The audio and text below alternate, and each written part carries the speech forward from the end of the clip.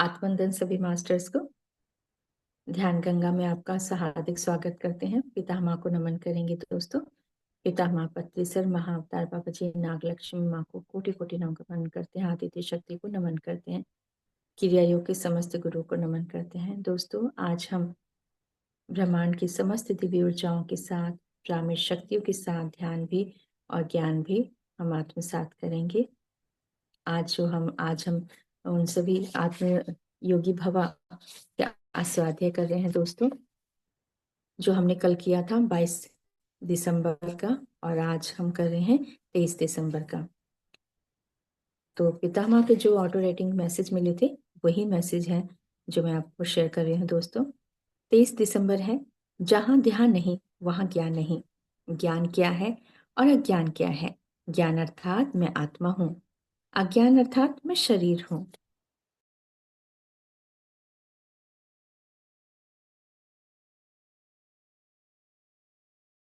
हमेशा तब आध्यात्मिक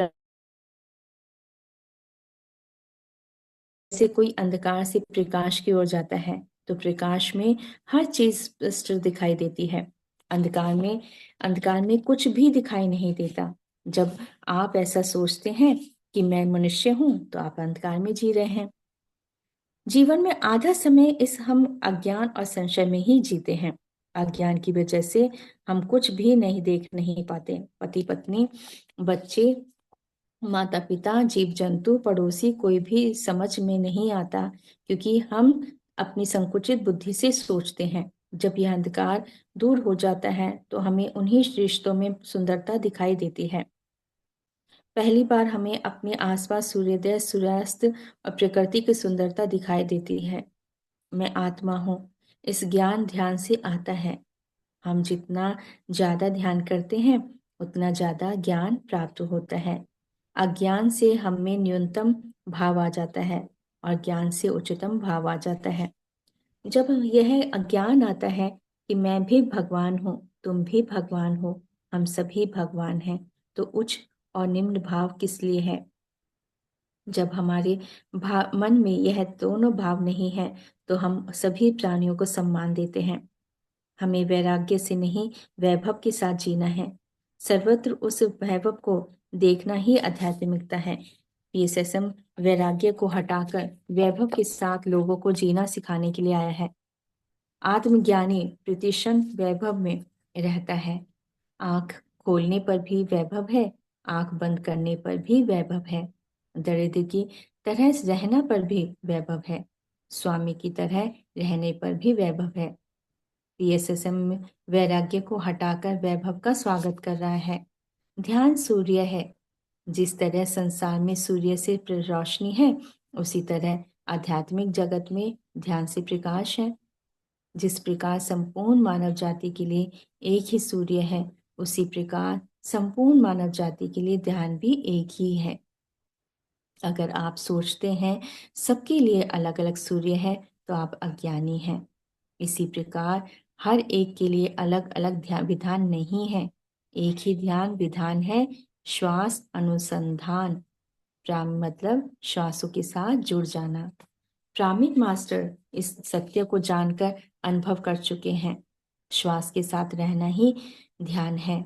जैसे सबके पास कंठ है पर सब गायक नहीं है, ऐसे ही सबके पास श्वास है मगर यह सब ध्यान ही नहीं है। प्रत्येक व्यक्ति को सांसों के साथ एक होकर रहना है। श्वास ही कामधेनु है। अक्षपात्र, चिंतामणि, ऐरावत वज्र आयुध है। जैसे खुलकर गाना संगीत है, वैसे ही श्वास के साथ रहना ध्यान है। पिरामिड मास्टर ने एक ही ध्यान यानी श्वासंधान को ही अपनाया है। ध्यान हर एक संकल्प को पूरा करने वाली और सभी समस्याओं को नष्ट करने वाली मणि है। ध्यान सब कार्यों को पूर्ण करने वाला अक्षय पात्र है। इस अक्षय पात्र से आपको जो चाहिए वह मिलेगा। ध्यान से सिर दर्द से लेकर कैंसर तक सब बीमारियां ठीक हो जाएंगी। ध्यान लोक कल्याण के लिए उपयोग करने वाले ही पिरामिड मास्टर हैं। अगर आप दूसरों के विनाश के लिए ध्यान शक्ति का उपयोग करते हैं तो यह एक क्षुद्र विद्या है। इस स्थान से सामूहिक ध्यान की तरंगे निकलकर पूरे ब्रह्मांड में जहां जहां नकारात्मक भाव है उसको रूपांतरित करती है। तीसरी आंख से ले देखने पर ही यह पता चलता है, पिरामिड मास्टर जन्म से ही ज्ञानी है। वह कितने ही जन्मों में लोक कल्याण कर चुके हैं। लोक कल्याण करना हमारे लिए नई बात नहीं है। ध्यान में आने तक हमें पता नहीं कि लोक कल्याण के लिए आए हैं। ध्यान में आने से हमें यह पता चलता है कि हम दूसरों को सिखाना शुरू करते हैं। अगर पिछले जन्मों में लोक कल्याण नहीं किया तो इस जन्म में यह करना असंभव है। सभी मास्टर्स पिछले जन्म से ही ज्ञानी, ध्यानी और योगेश्वर हैं। इस जन्म में विभिन्न प्रांत, भाषा, धर्म में पैदा होकर वह अपनी पूरी समर्थता के साथ लोक कल्याण कर रहे हैं।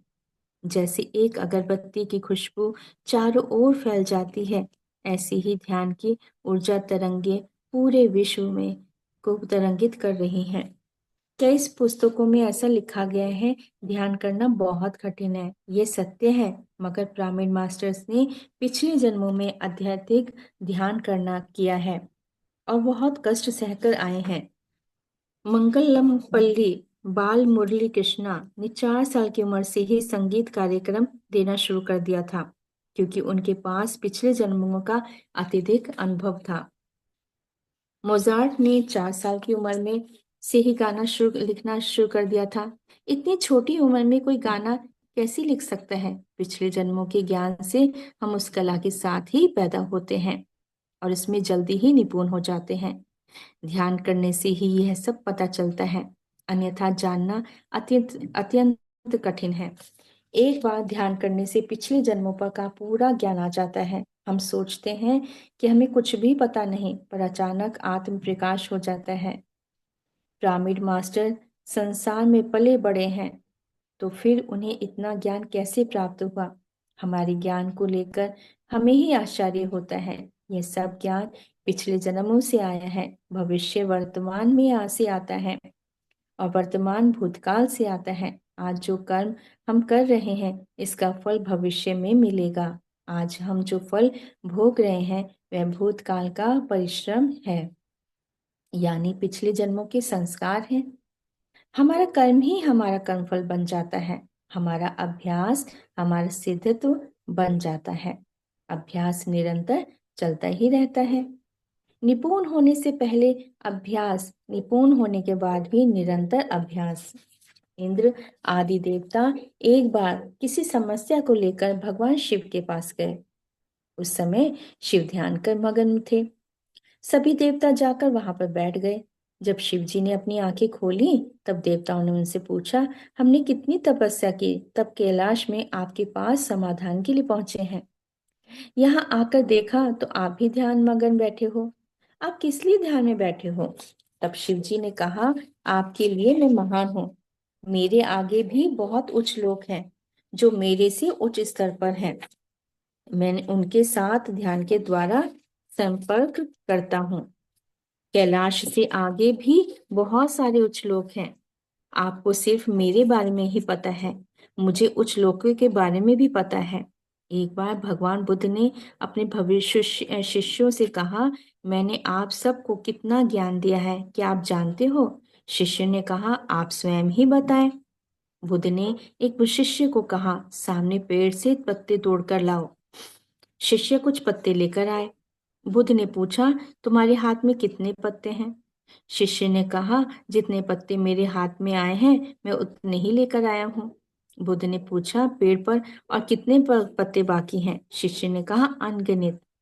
बुद्ध ने कहा, जो भी अभी तक मैंने तुम्हें बताया है वह तुम्हारे हाथ में आए पत्तों जितना है। पूरा पेड़ जाना अभी बाकी है।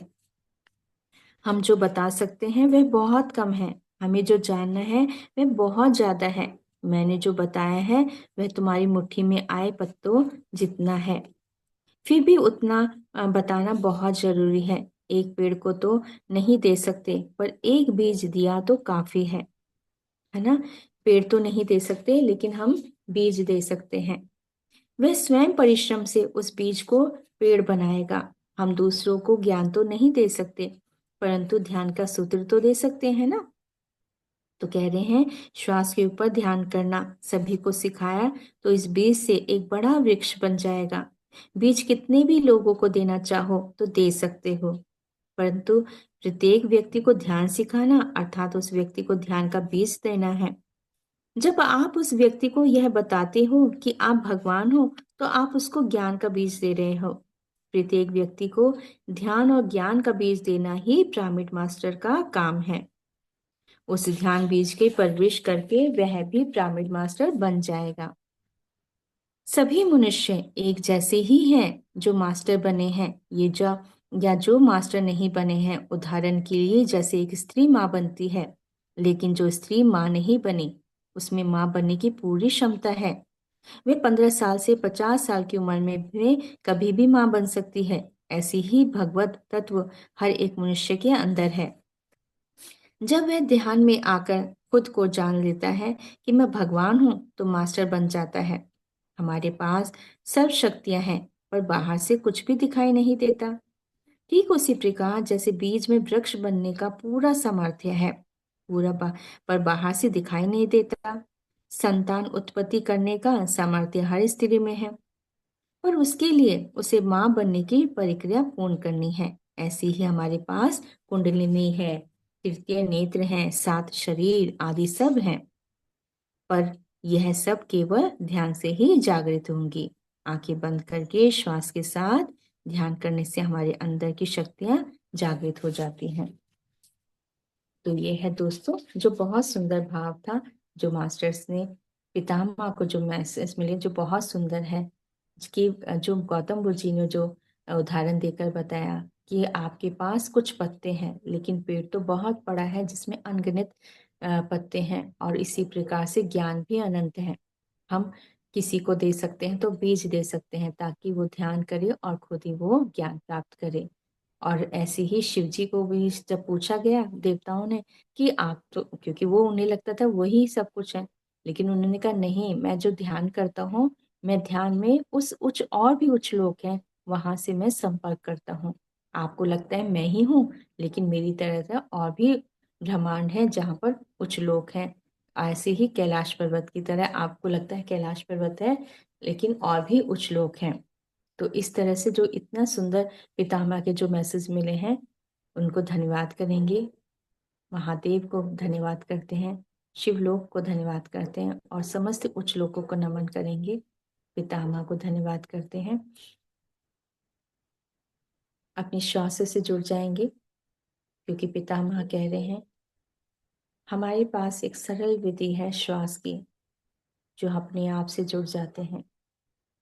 जोड़ना है अपने आप को, अपनी शक्तियों को जागृत करना है, क्योंकि हमारे ये ऊर्जाएं आज के ही नहीं हैं, पिछले कई जन्मों की हैं।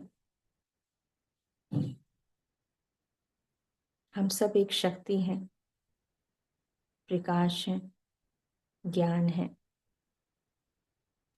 जो ऊर्जाओं को दे रहे हैं पूरे ब्रह्मांड में। आज हम उच्च लोक की दिव्य ऊर्जाओं से जुड़ रहे हैं। उच्च लोक की दिव्य ऊर्जाएं हम सब से जुड़ चुकी हैं,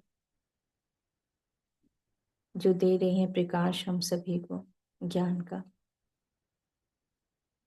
महत्वपूर्ण स्थिति है हम सभी की। हम अपनी श्वासों को उच्च लोक की श्वासों से जोड़ रहे हैं।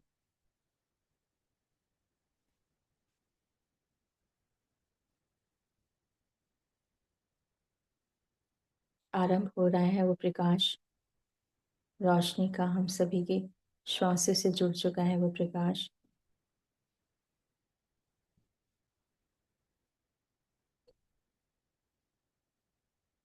ये उच्च लोक है, हाई डायमेंशन है, जिनसे हम जुड़ चुके हैं। और गेट खुला हुआ है प्रकाश का। आइए हम उस श्लोक के हाई डायमेंशन से जुड़कर ध्यान करेंगे। मास्टर गौतम बुद्ध जी को नमन करते हैं, महादेव को, शिवलोक को, श्री हनुमान जी को, पवन पुत्र हनुमान जी, जो हमें श्वासों के साथ जोड़कर उस उच्च लोक में लेकर जाए। आरंभ हो रहा है वो प्रकाश पूरे ब्रह्मांड में। ये दैवीय ऊर्जाएं भी हैं जो संतोष भी देती हैं और सकारात्मकता भी। विभिन्न लोक हैं हम सभी के, अन्य लोक में भी हम सभी की ऊर्जाएं जाती हैं जब हम ध्यान करते हैं। जब हम ध्यान की स्थिति में होते हैं, पर ब्रह्म परमेश्वर, पिता परमेश्वर के अनेक लोक हैं जो जागृत करते हैं हमारी उस अवस्था को, ताकि हम उस सभी उच्च लोकों में जा सकें। हमारी ऊर्जा अनेक लोक में भी कार्य कर कर आती है, क्योंकि हमारा जो समर्पण भाव है, प्रेम भाव है, वो उन सभी लोगों को भी हम मदद कर सकते हैं, ऊर्जाएं दे सकते हैं।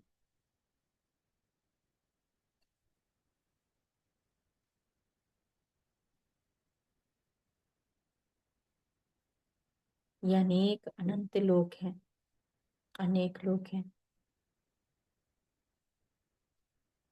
जिनकी ऊर्जाएं हमारे विशुद्ध चक्र से जुड़ चुकी हैं, सहज चक्र से।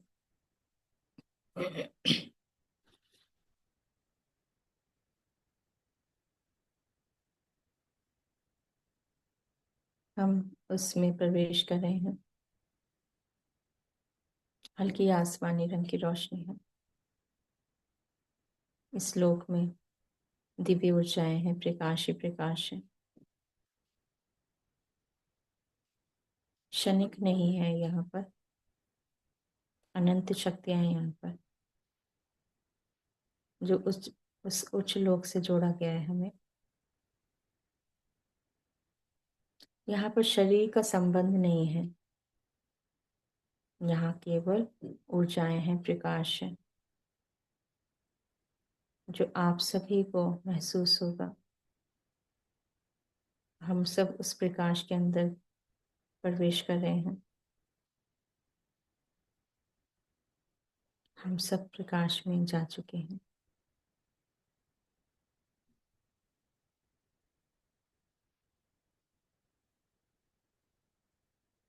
हमारी तीव्रता ये बताती है कि आपके अंदर वो ऊर्जाएं हैं, हम उसमें प्रवेश कर सकते हैं।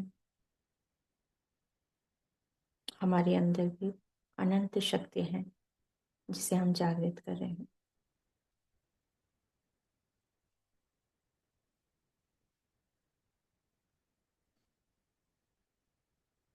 महसूस करेंगे आज्ञा चक्र में।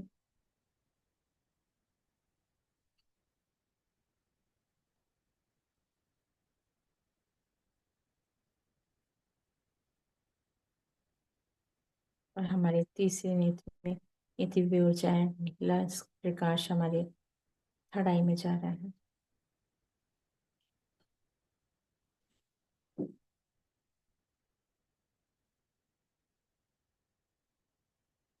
हम अपने तीसरे नेत्र को प्रेम और प्रकाश से जोड़ रहे हैं।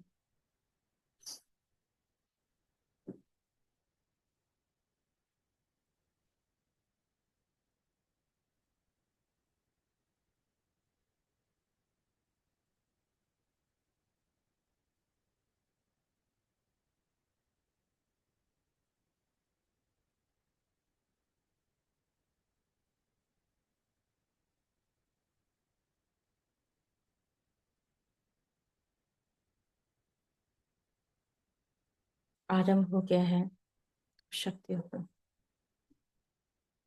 संस्कारों का, प्रेम का। इन ऊर्जाओं को आत्मसात करेंगे। ये दिव्य ऊर्जाएं हैं, प्रकाश दे रही हैं हम सभी को। शरीर के सभी दिव्य जल में जा रही है ये शक्तियां। आत्मसात करेंगे, ग्रहण करेंगे पूरी तरह से। आह्वान करते हैं अपने अंदर इन सभी शक्तियों को कि वे आए, हमारे समस्त नाड़ियों में प्रकाश भर दें। माँ आदित्य शक्ति को नमन करते हैं, धन्यवाद करते हैं कि वे हमारे साथ इन दिव्य ऊर्जाओं में रहें।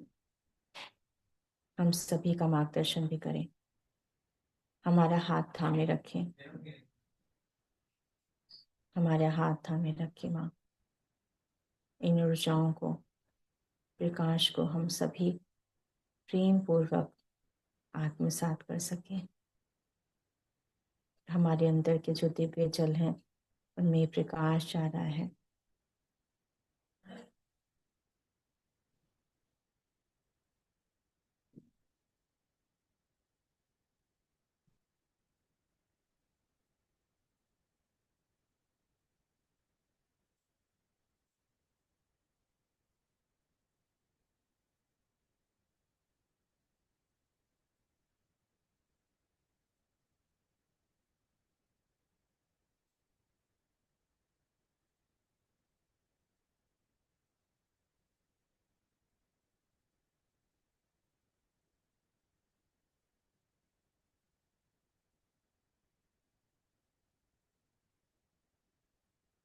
हमारी पांचों तत्व में ये दिव्य ऊर्जाएं जा रही हैं। सांसों के साथ ग्रहण करेंगे इन ऊर्जाओं को।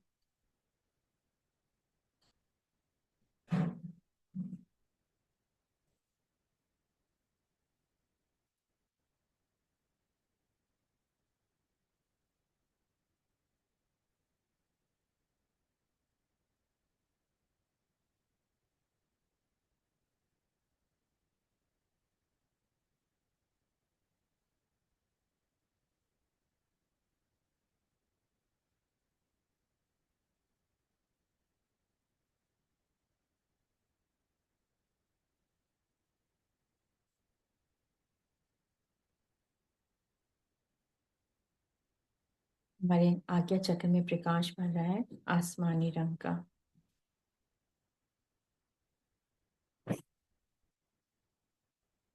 जल विद्युतीय ऊर्जाएं भी प्रभावित हो रही हैं। समीकरण है अनेक शक्तियों का यहाँ पर।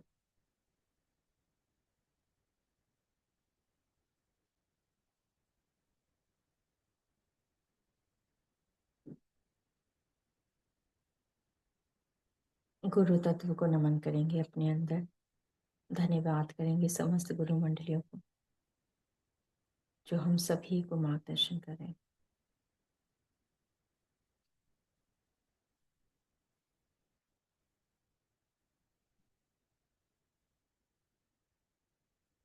चंद्र नाड़ी, सूर्य नाड़ी में प्रकाश भर रहा है और सुषुम्ना नाड़ी में दिव्य जल की धारा, माँ सरस्वती का ज्ञान प्रकाश प्रभावित हो रहा है। हमारे अंदर ये समस्त दिव्य शक्तियाँ हैं जो जागृत हो रही हैं। अपने समस्त कर्मेंद्रियों को, ज्ञानेंद्रियों को नमन करेंगे।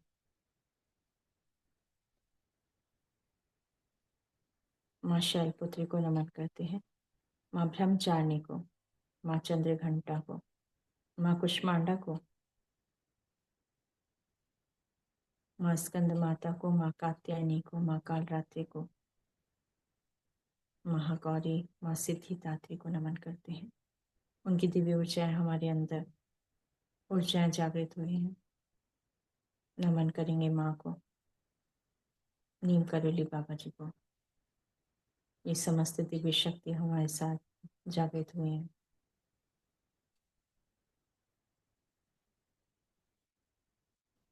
हमारे आराध्य देव महादेव शिव बाबा को नमन करेंगे, शिवलोक को नमन करेंगे। उच्च लोक की दिव्य ऊर्जाओं को नमन करते हैं। अपने अंदर के अग्निहोत्रों को नमन करते हैं, अग्निदेव को नमन करते हैं। ब्रह्मपुत्र, ब्रह्मपुत्र हैं जो सभी ऋषि मुनि, नारद मुनि को नमन करेंगे। माँ मनसा देवी को नमन करेंगे। और मानस पुत्र हैं जो ब्रह्मदेव के, उन सभी को नमन करते हैं। हमारे द्वारा जो दिए गए संदेशों को आप सभी ने दिया है उसको हम धन्यवाद करते हैं। महाअवतार बाबा जी को नमन करेंगे। पितृ देवताओं को नमन करते हैं। अपने घर के कुल देवताओं को, जो हमारा सदैव मार्गदर्शन करते हैं, वे दिव्य आत्माएं हमारा मार्गदर्शन कर रही हैं, उन सभी उच्च लोगों को नमन करेंगे। महादेव को, दिव्य शक्ति को नमन करते हैं।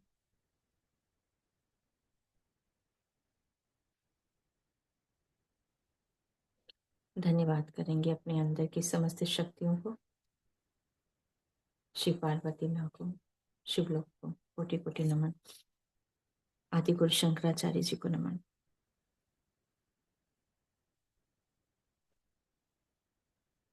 कैलाश पर्वत की दिव्य शक्ति को नमन। धन्यवाद धन्यवाद धन्यवाद। केदारेश्वर महादेव को धन्यवाद। आदि गुरु शंकराचार्य जी को धन्यवाद। अपने हाथों को आंखों पे रखते हैं। 5 4 3 2 1 शून्य।